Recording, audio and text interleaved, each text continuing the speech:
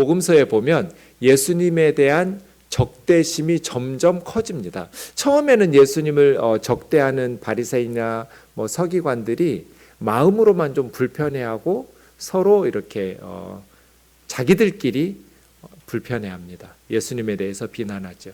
그런데 복음서 뒤쪽으로 갈수록 예수님에 대한 적대심이 더 증폭되면서 노골화됩니다.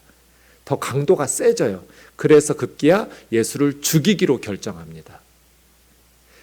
바리새인과 사두개파 사람들이 예수님을 죽이기로 결정하자 예수님께서 움츠러든 것이 아니라 더 열심히 전 지역에 돌아다니면서 천국 복음을 전하고 하나님의 말씀을 가르치면서 동시에 제자들을 12명을 선택합니다.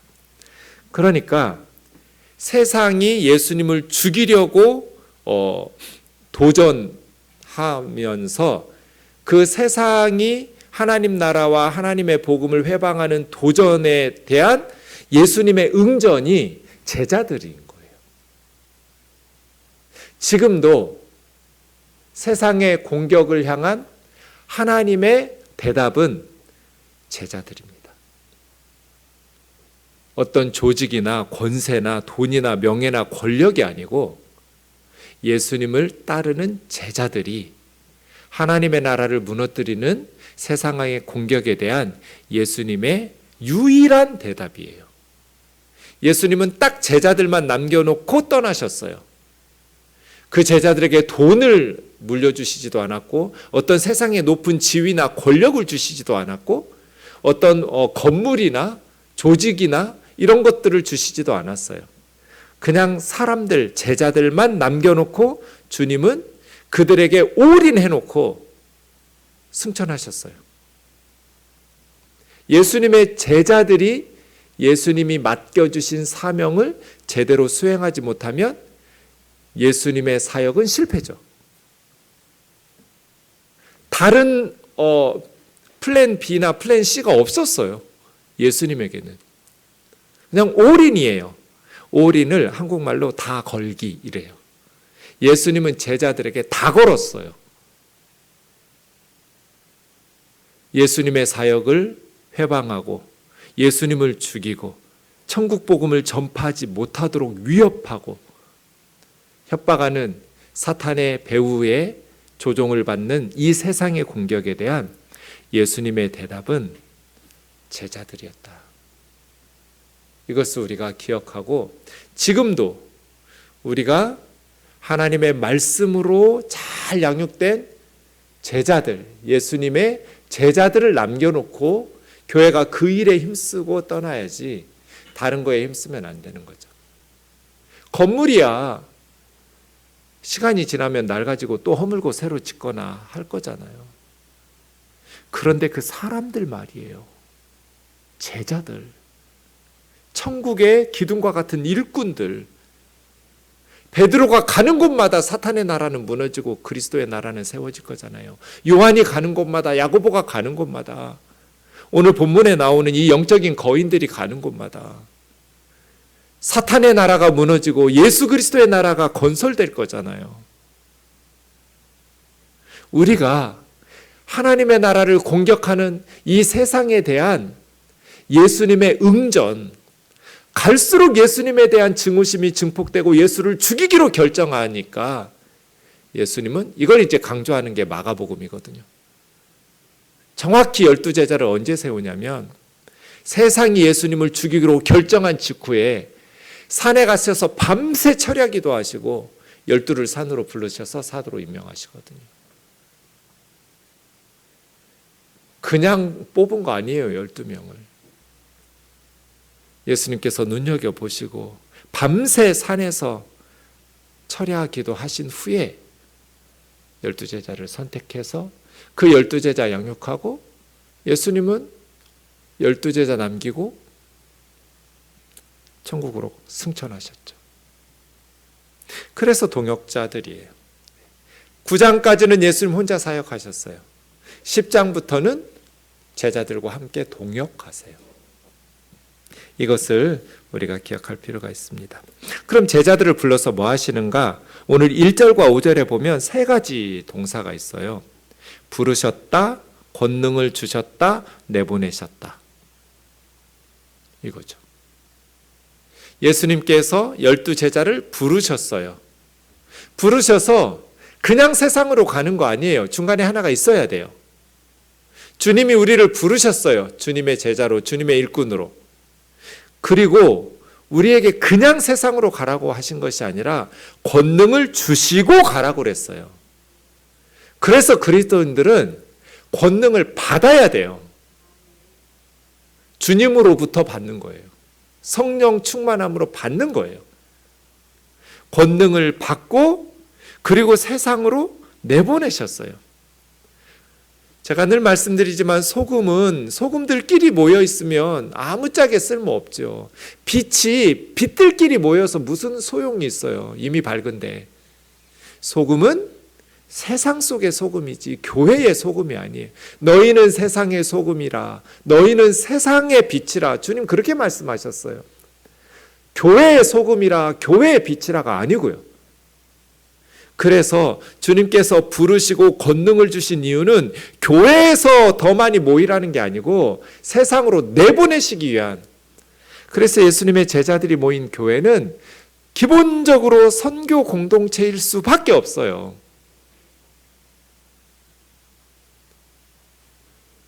교회로가 아니라 세상으로예요.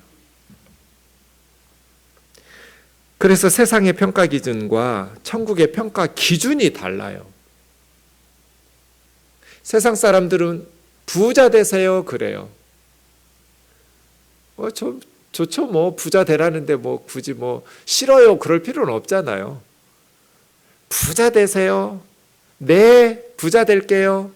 그런데 우리는 어떤 부자 돼야 돼요? 세상 사람들의 평가 기준의 부자여야 돼요? 천국의 평가 기준의 부자여야 돼요? 하나님이 보실 때 부자여야죠. 세상 사람들은 많이 소유한 사람을 부자라고 불러요. 그런데 성경은 한 번도 그렇게 말하지 않아요. 천국의 부자는 많이 베푼 사람이에요. 세상 사람들은 어떤 교회를 큰 교회라고 그래요?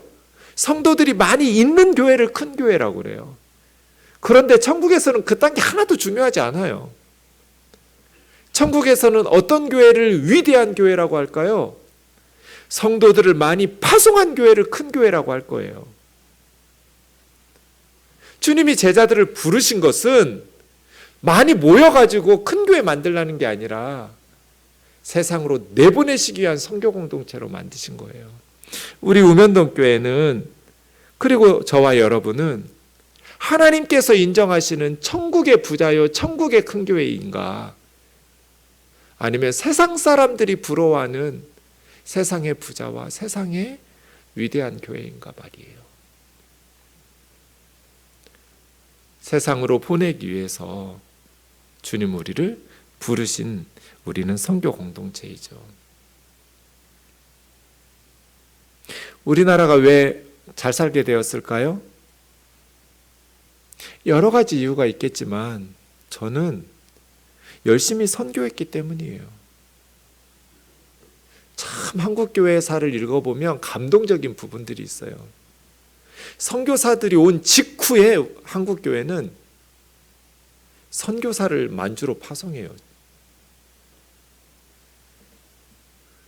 그러니까 초창기부터 선교사를 보내요.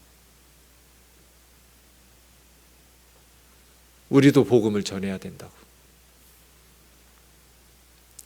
그러니 하나님께서 한국의 경제적 발전을 안 주실 수 있겠어요? 선교하는데? 선교사를 파송하는데 하나님께서 이 나라에 돈을 안 주시겠냐고요. 선교사들이 나가서 복음을 전해야 되는데 여러분이 하나님이라면 어디다가 돈 주겠어요? 중국은 왜 잘 살게 되었을까요? 중국 교회가 선교하거든요. 한국에서 중국으로 촛대가 옮기겠다. 제가 이 생각 들은 적이 있어요. 연변에 갔을 때, 단기 선교 갔을 때 한 지하교회를 목사님을 만났는데 성도가 20명이에요. 그 지하교회 성도가 20명인데 그 교회에서 파송한 선교사가 35명이에요. 성도는 20명인데 그 교회에서 파송한 선교사가 35명이에요. 제가 그 말을 들으면서 그래서 하나님께서 중국에 돈을 주시는구나. 촛대가 옮겨질 수 있겠구나. 한국교회가 예배당 짓느라고 헛된 데다가 돈 쓰고 선교 안 할 때, 선교에 게으르고 신용만 하고 있을 때 중국의 지하교회들이 선교사를 파송해요.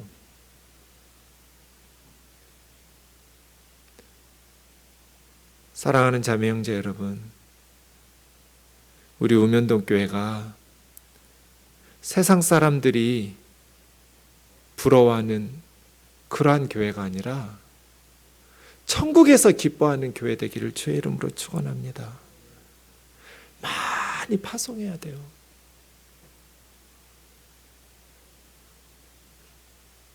열심히 복음 전하고 선교해야 돼요. 1절부터 보겠습니다.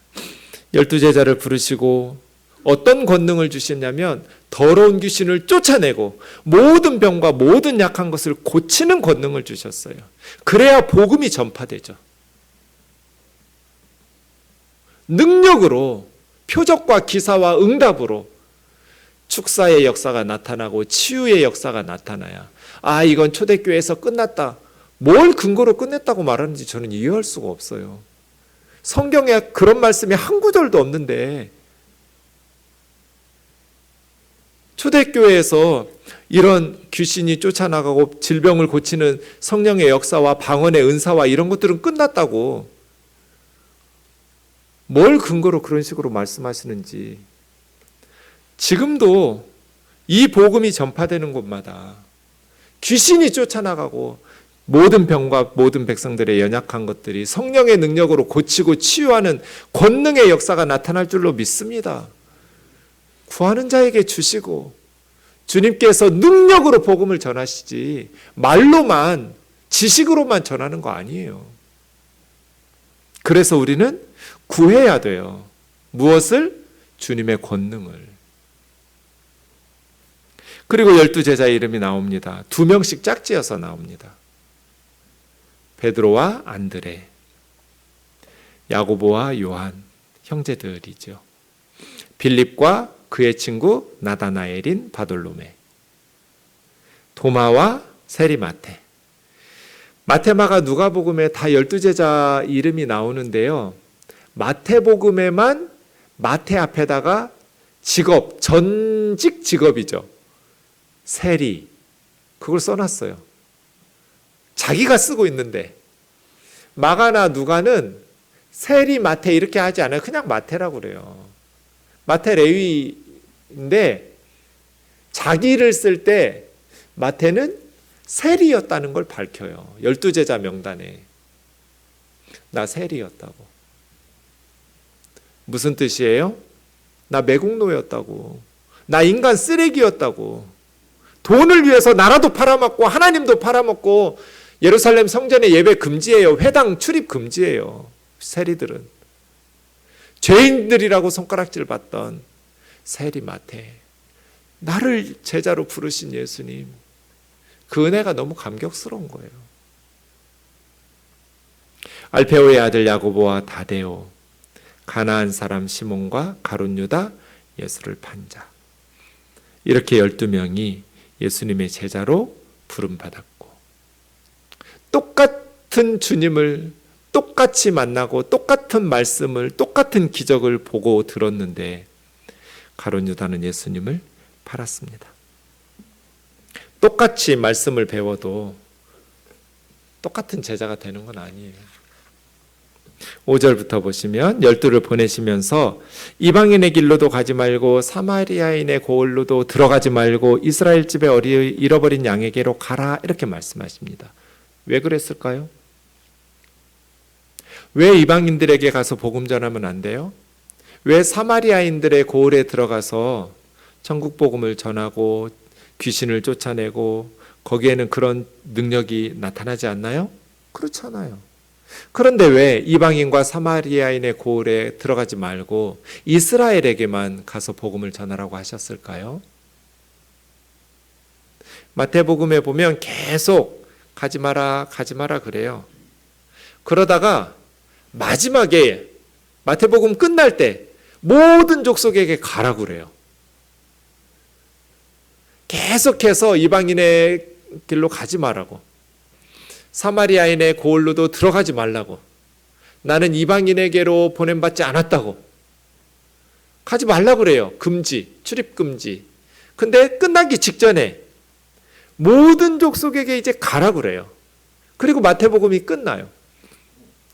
왜 그러냐면 제자들이 가서 할 말이 없어요. 아직 복음이 완성되지 않았어요. 이방인에게 선교를 갈 수 있는 상황이 아니에요. 아직은 빨간 신호등이에요. 십자가 사건과 부활 사건과 오순절 성령 강림이 임해야 이제는 빨간색이 파란색으로 바뀌는 거예요. 그래서 이제는 모든 족속에게 가라고 하는 거예요. 복음이 완성됐으니까. 이 말씀을 통해서 우리는 예수님은 유대인들에게 충분히 먼저 복음을 전했어요. 예수님이 직접 전하시고 12 제자들이 그렇게 많은 기적과 축사와 능력들을 베풀면서 3년의 공생애 동안 열심히 예루살렘과 이스라엘을 향해서 천국 복음을 전해주셨어요. 그랬는데도 그들이 예수님을 십자가에 죽이고 믿지 않았어요. 가면서 전파하고 고치는데 전파할 내용은 천국이 가까웠다라는 거예요. 그러니까 다른 내용을 전하는 것이 아니라 천국이 가까웠다고. 사망의 바다에서 헤매는 영혼들을 천국의 항구로 끌고 가는 게 목표예요. 뭐 부자 될 수 있어요, 뭐 질병이 나아요 이런 게 아니고요. 하나님의 나라, 천국 백성 만드는 것이 선포의 내용이고, 그 다음 고치고 병든 자를 고치고 죽은 자를 살리고 나병환 자 깨끗하게 하고 귀신을 쫓아내되 복음을 전하는 것을 통해서 세상적인 이익을 추구하면 안 돼요. 거저 받았으니 거저 줘야 돼요. 많은 선교사들이 복음 전하면서 아주 호화롭게 살면서, 대부분 선교사는 죽을 고생하면서 가난을 감내해 가면서 힘겹게 복음 전해요. 대부분. 그런데 일부 선교사들은 이 복음 전하면서 그걸로 이 8절이 안 되는 거예요. 거저 받았으니 거저 주는 게 안 되는 거예요. 대부분 목회자들은 지금 한국에서도 정말 가난하게 힘들게 주신 사명 감당하면서 눈물 골짜기를 더듬어 가면서 주신 사명 감당해요. 정말 눈물 나는 목회자들 많아요. 그런데 일부 목회자들이 이 8절의 말씀을 순종하지 않아서 복음 전파와 목회 사역을 통해서 자기 개인적인 이익을 추구하고 그렇게 누리는 사람들이 있어요. 거저 받았으니 거저 주라는 거예요. 이 복음 전파를 통해서 세상적으로 호화롭게 살려고 하지 마라. 세상적인 부귀영화를 추구하지 마라. 예수님이 보여주신 그 길로 걸어가야 하잖아요. 제자는. 예수님은 머리 둘 곳도 없었어요. 예수님이 호화롭게 살려면 얼마든지 살았죠. 병자를 고쳐주시고 귀신을 쫓아내주시고 얼마든지 그 대가로 주님은 편히 살 수 있었죠. 그런데 주님은 무상진료잖아요. 거저 받았으니 거저 주어라잖아요. 그걸 보이시면서 여우도 굴이 있고 새들도 보금자리가 있지만 인자는 머리 둘 곳도 없다고. 갈릴리에 비천한 자 나사렛 예수. 그 길을 따라가야죠. 예수님의 제자라면. 거저 받았으니 거저 주어라. 할 때 9절이요. 준비할 때 지갑에다가 금이나 은이나 돈을 가지지 말고 선교 후원금 넉넉히 챙겨가려 하지 말라는 거예요. 그 선교 여행을 위해서 배낭이나 두벌 옷이나 신이나 지팡이 가지지 마라. 그런 거 준비하느라고 지체하지 말고 그런 거 신경 쓰지 말라는 거예요. 일꾼이 자기 먹을 것을 받는 것이 마땅함이라. 하나님께서 필요들을 공급하실 테니까. 어떤 성이나 마을에 들어가든지 그 중에 합당한 자를 찾아내 떠나기까지 거기 머물러라. 좋은 숙소 찾으려고 하지도 마라. 그냥 적합한 숙소 있고 합당한 자가 있으면 거기 딱 정해놓고 순회 전도하라는 거예요. 좋은 숙소, 안락한 숙소, 좋은 환경 추구하지 마라. 그 집에 들어가면서 샬롬, 평안을 빌어라. 어느 집에 가든지 축복을 하라는 거예요. 그 집이 그 복을 받기에 합당하면 그 축복이 그 집에 임할 것이고, 그 집이 그 축복을 받기에 합당하지 않으면 너에게 돌아올 거니까. 그러니까 우리는 축복을 많이 해주면 좋죠. 그죠?